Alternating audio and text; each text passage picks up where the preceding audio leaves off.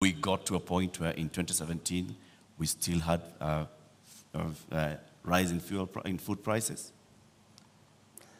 In 2017, it was specifically because of drought.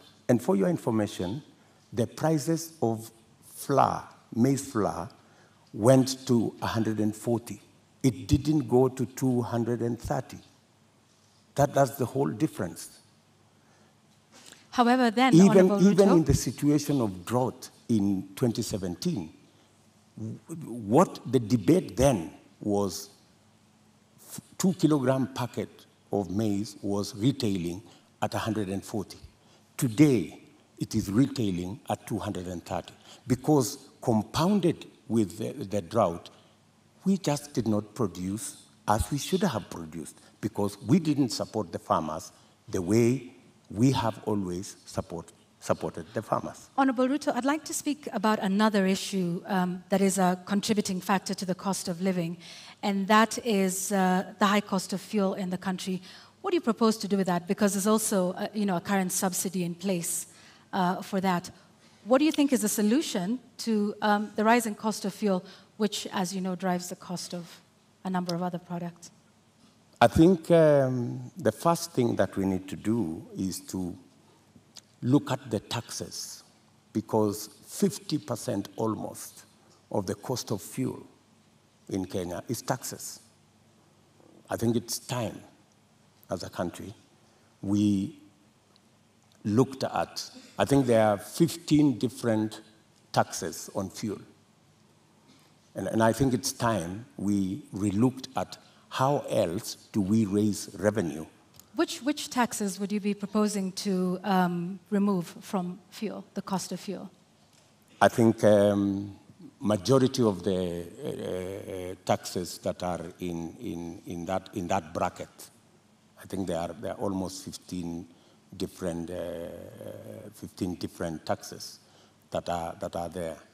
I do not have the specifics, but those 15, I think we need to interrogate these 15 different taxes. Which ones can we put aside so that, like other countries, we can limit the taxation on fuel? Take, for example, let me VAT. ask, yeah. Yes, okay, take, for example, VAT. Correct. I think we need to rethink taxation, VAT taxation on fuel. That was the latest inclusion of taxes on fuel. And I think it was very controversial. Yeah, Honourable Ruto, VAT on petroleum products was indeed controversial.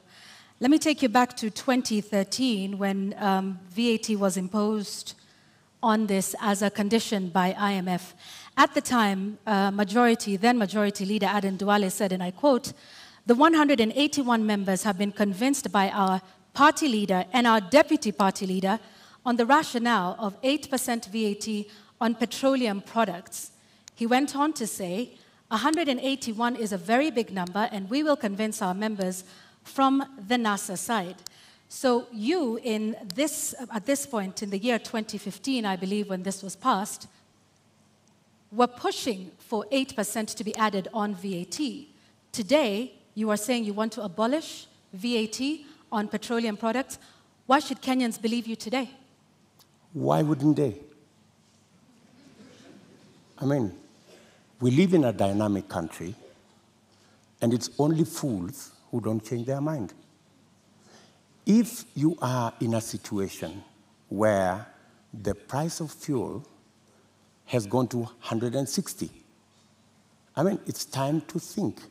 I mean, when this VAT was imposed, then the price of fuel was under 100. Honourable Ruto, when the VAT was imposed, it was at the time a condition by IMF when we were seeking a precautionary facility.